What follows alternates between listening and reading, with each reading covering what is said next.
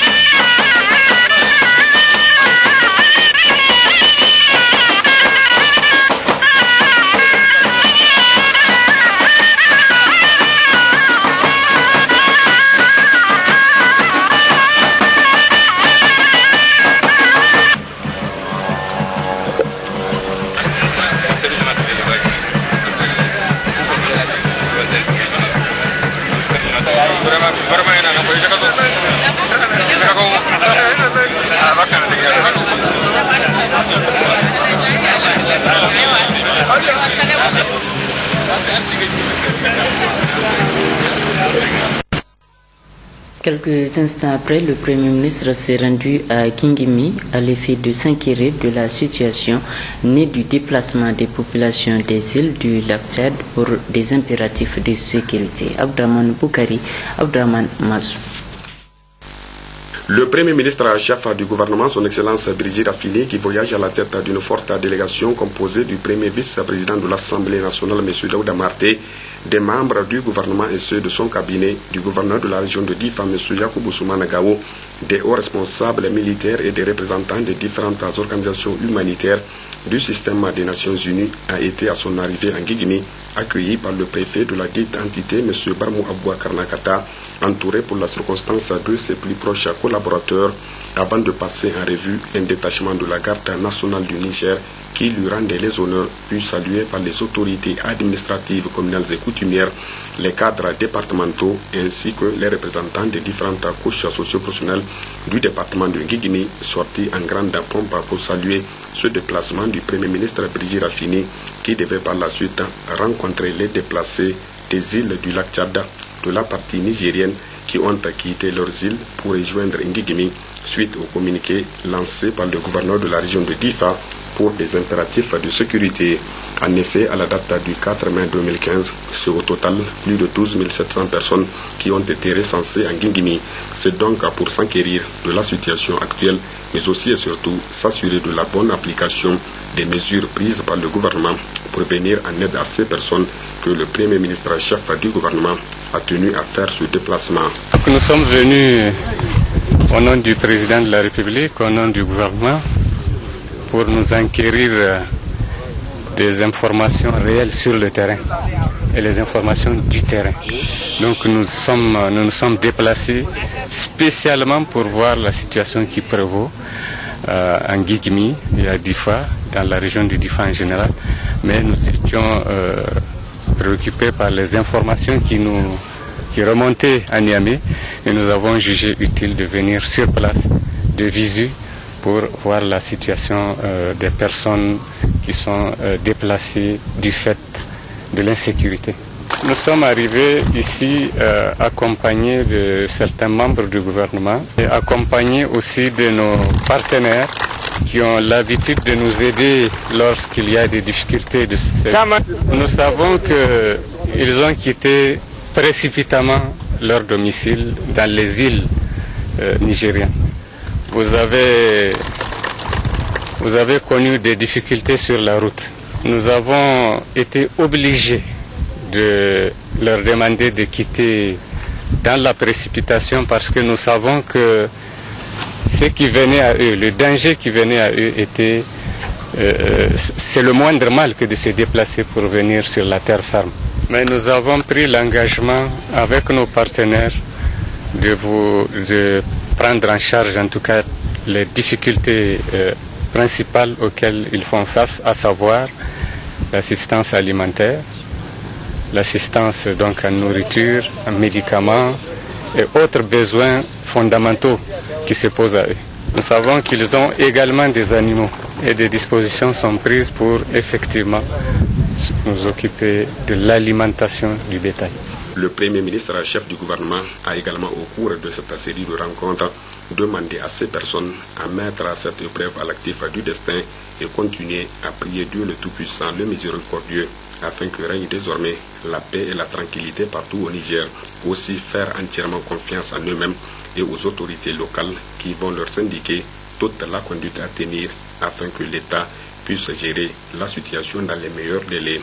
Pour ce faire, a-t-il souligné, les autorités nationales ne ménageront aucun effort pour leur garantir les conditions optimales de survie afin qu'elles puissent, dans un bref délai, retrouver leur terre d'attache dans les conditions de sécurité. Occasion donc pour se déplacer par la voix de leurs représentants d'exprimer une fois de plus toute leur profonde gratitude et reconnaissance totale aux autorités de la 7e République pour l'attention toute particulière accordée à eux et des moyens déployés en leur faveur.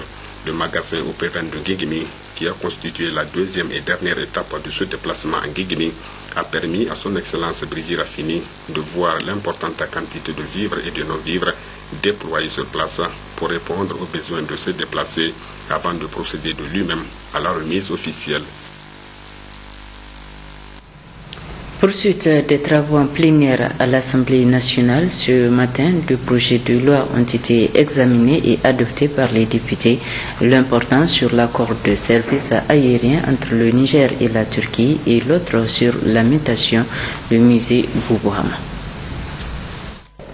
Le premier projet de loi porte sur l'accord de service aérien entre le gouvernement du Niger et le gouvernement de la République turque.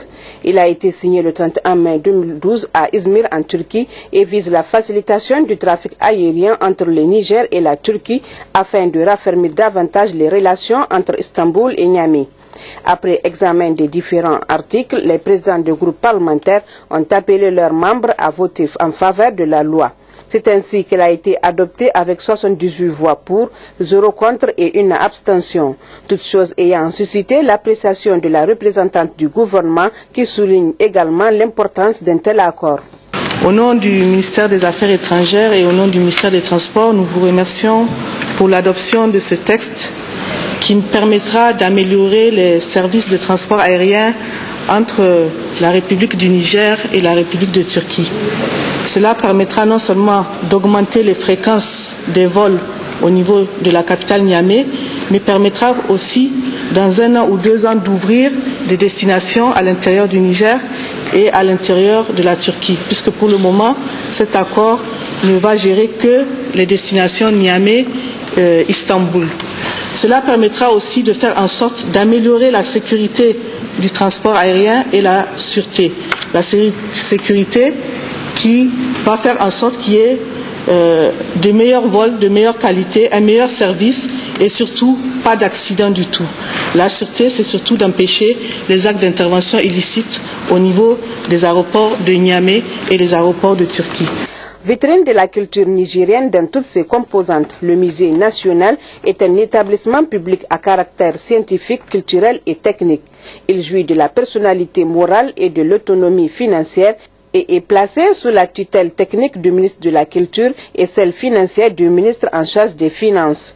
La seconde loi, soumise à l'appréciation des députés, concerne sa dynamisation pour le rayonnement du patrimoine culturel du Niger. Eu égard à son importance et son rôle dans la sauvegarde de la diversité culturelle du Niger, ce projet de loi a acquis l'avis favorable des groupes parlementaires et du ministre du tutelle. Mais pour que le musée national puisse jouer pleinement son rôle, ont-ils souligné une prise de disposition financière au niveau de l'État est primordiale. Un point de remerciement à l'endroit des honorables députés qui viennent de tracer un véritable boulevard de développement au musée national Boubou Hamad de Niamey. En effet, cette mutation est de nature à permettre à l'établissement d'accroître de façon significative son assiette d'intervention, que cela soit sur le plan des ressources financières ou des ressources humaines. Alors c'est pour cela que réellement je saisis cette occasion au nom du gouvernement pour remercier chaleureusement les honorables députés. Le projet de loi portant création du musée national dénommé Musée national Boubou Hamad est donc adopté avec 84 voix pour, 0 contre et 0 abstention. Auparavant, les députés ont renvoyé le projet de loi portant sur l'Institut national de la recherche agronomique du Niger, INRA. Demain, 6 mai 2015, seront officiellement lancés les travaux de construction du pont devant relier les deux rives de Farié sur le fleuve Niger dans la région de Tillabéri. En prélude donc à cette cérémonie qui sera présidée par le président de la République, chef de l'État Issoufou Mahamadou, une de nos équipes a effectué le déplacement de Tera et Gouté pour recueillir l'avis des autorités et des populations bénéficiaires de cette infrastructure. Bachir Rabo, Raïla Tchèque. L'engagement pris par le président de la République à travers son programme de renaissance, volet infrastructure de doter notre pays d'un réseau routier adéquat est en train d'être réalisé. Après la réalisation de l'échangeur du boulevard Malibéro, l'échangeur du rond-point des Martyrs, pour ne citer que ceci, ce sont les travaux de construction du pont de Farié qui vont être lancés demain par le président de la République. Les autorités départementales et communales des départements de Tera et Gouté saluent cette initiative louable. C'est un grand apport dans tout ça. Tient beaucoup à cœur le président que les voies de communication, parce qu'elles sont source de développement. Et Inch'Allah, ce pont-là va sortir de terre et dans peu de temps, les travaux seront lancés. Oui, bien sûr, il y aura beaucoup d'avantages pour les populations parce que Gouté est d'abord un département à une grande partie d'activité économique. On a des grands marchés, surtout des marchés de bétail surtout. On a en tout cas 3 grands marchés de bétail, dont Gouté même, dans le village de Gouté même, Bangoutara. Vous avez Yalwani aussi. Donc c'est des gros marchés de bétail. Et voyez-vous donc la construction de ce pont-là, ça permettra en effet de renforcer les capacités donc de population à pouvoir mener ses activités économiques. Parce qu'aujourd'hui où il n'y a pas le pont, de Gouté vous êtes obligé de faire à peu près 78 km pour aller à Niamey et contourner Niamey, faire 113 km pour aller à Tillabéri qui est le chef-lieu de la région. Et donc voyez-vous quelqu'un qui habite à Yorou, pour venir à Gouté, il lui faut faire le tour Tillabéri, Niamey et contourner pour venir ici. Alors avec le pont qui va servir de communication pour dans le cadre de transport, et donc voyez-vous ça sera très rapide, on gagnera du temps, on économiserait mieux quand le pont là sera réalisé. Donc ça permettra vraiment de soulager un peu la population par rapport à tous ces trajets là qu'ils font pour mener leurs activités économiques. Ce pont là va permettre de décongestionner, de faire une intégration régionale. On est en avance par rapport à ces activités, à ces travaux. Nous on sait que tous les véhicules en provenance de Ouagadougou pour aller au Mali vont passer par le pont. Donc nous, ça va nous permettre d'être vraiment au centre et de faire un commerce triangulaire, Burkina, Niger et le Mali. Donc on attend vivement, on souhaite vivement l'aboutissement de cette gigantesque réalisation.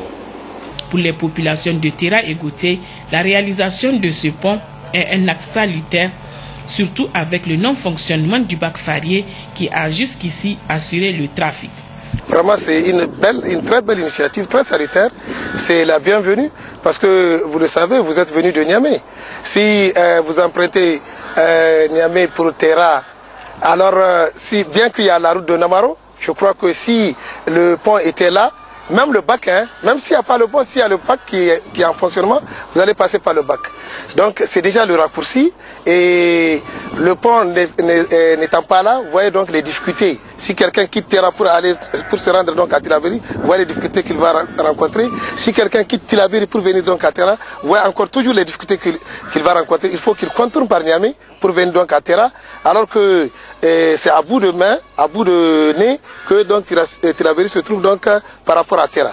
Donc la construction du pont là, elle est vraiment très salutaire et je crois que la population entière donc de Terra, voire le Niger entier et même voir les pays voisins, parce que vous voyez les pays frontaliers comme le Burkina et même le Mali et même ceux qui viennent donc d'ailleurs de la Côte d'Ivoire, ils transitent par Terra et vraiment donc cette construction donc du pont là va faciliter donc la transaction, ça va donc renforcer donc le flux et je crois que l'initiative d'ailleurs de façon générale a ramassé tout ce que donc le président Mohamed Issoufou a prévu comme construction, comme projet. Ce sont des projets très salutaires que nous encourageons et nous souhaitons tout puissant le miséricordieux l'accorde donc toute cette chance là pour qu'il puisse donc achever donc ces projets et que Dieu le puissant, le miséricordieux accorde donc la paix sur donc l'ensemble du territoire nigérien. Et je ne vous cache pas, c'est un problème qui nous tenait à cœur, nous Terranais.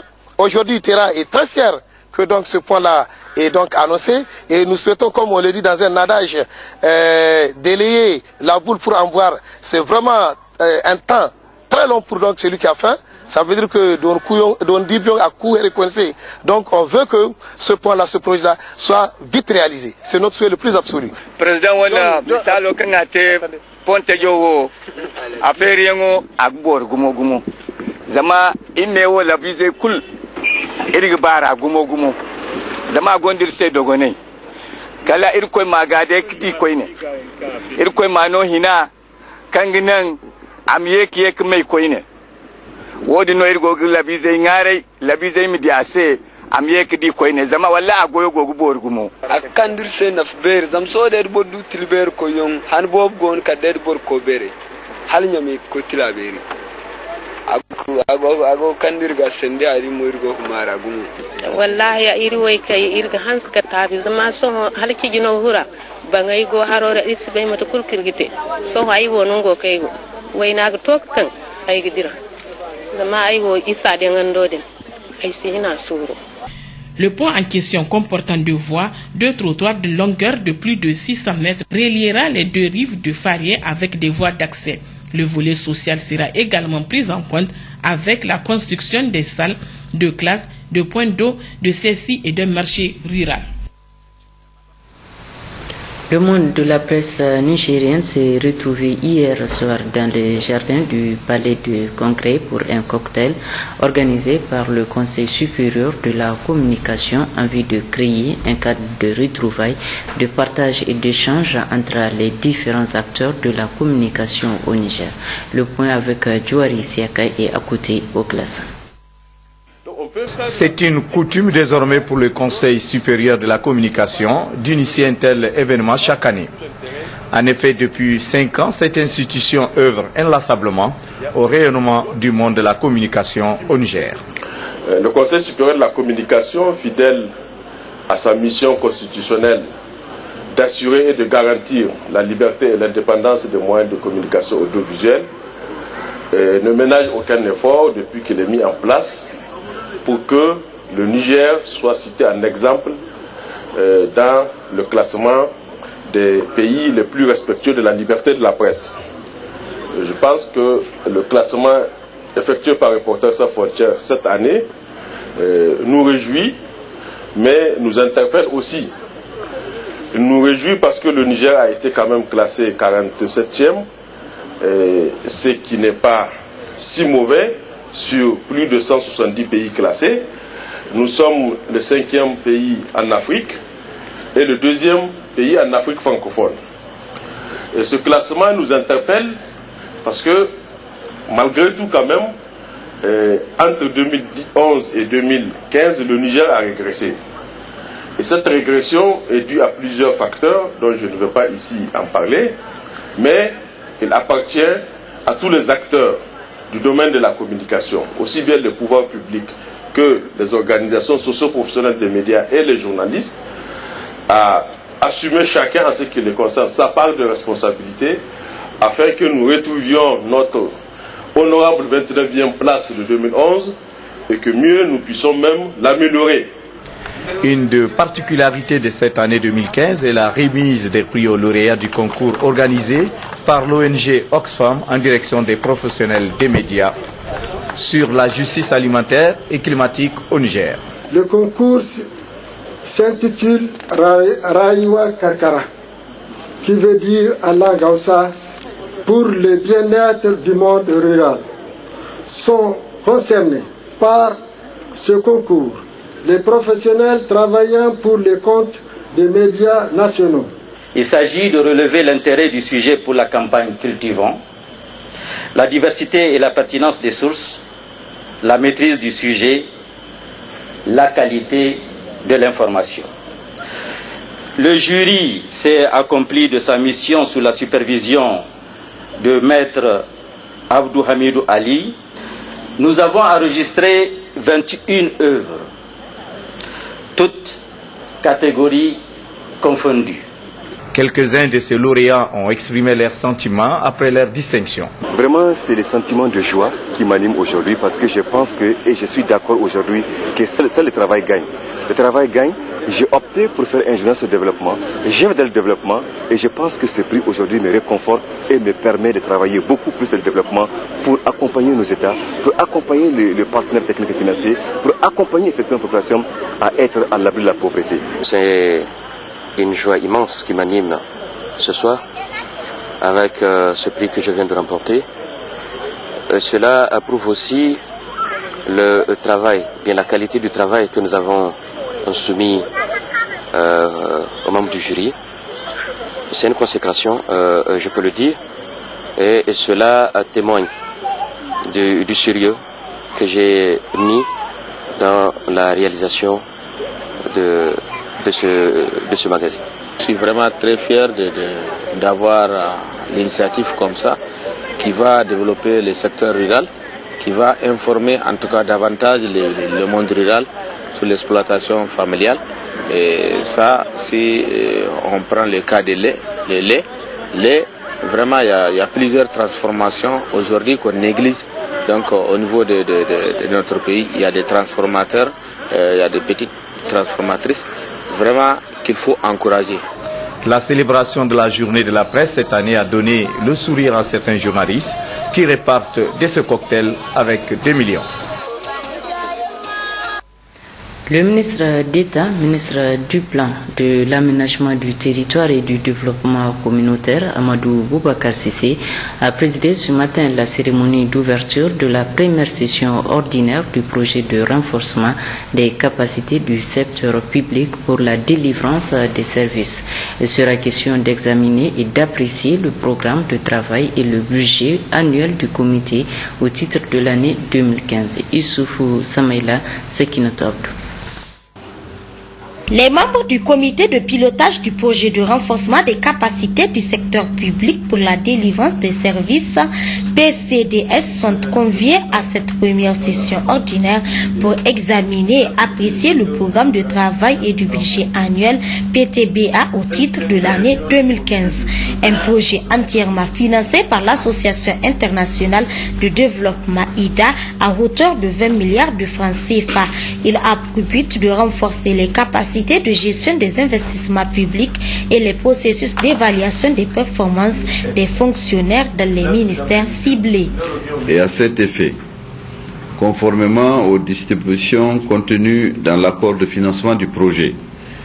Il est mis en place un comité de pilotage chargé de veiller à l'atteinte des objectifs assignés au projet et d'assurer leur conformité et avec les orientations nationales. Ce comité de haut niveau, faisant fonction d'instance supérieure d'orientation, a pour mission principale de donner les grandes orientations pour la mise en œuvre du projet, approuver les rapports, les programmes, le travail et le budget annuel pour la mise en œuvre du projet, contribuer à la résolution des problèmes éventuels dans le cadre de la mise en œuvre du projet. Et dans ce cadre, permettez-moi de souligner que la responsabilité des membres de ce comité est particulièrement importante. En effet, nous devons individuellement et collectivement, d'une part, contribuer à renforcer la coordination interministérielle et d'autre part promouvoir les réformes importantes retenues dans le cadre de la mise en œuvre de cet important projet.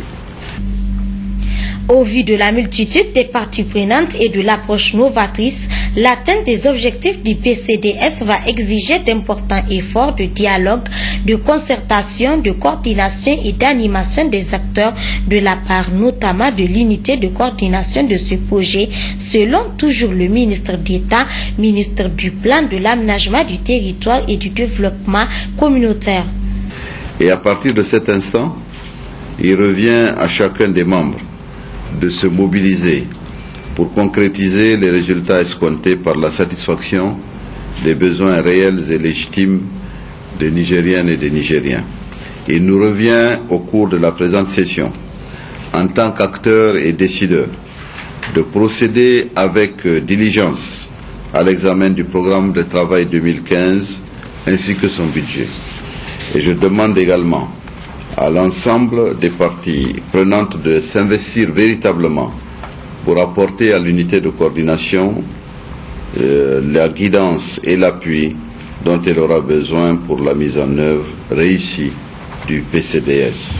Le projet de renforcement des capacités du secteur public pour la défense des services PCDS qui concourt à la réalisation des principaux résultats du plan de développement économique et social vise de façon plus spécifique à améliorer l'exécution du budget d'investissement, de la gestion des performances des fonctionnaires et accroître la production des cultures céréalières irriguées, entre autres.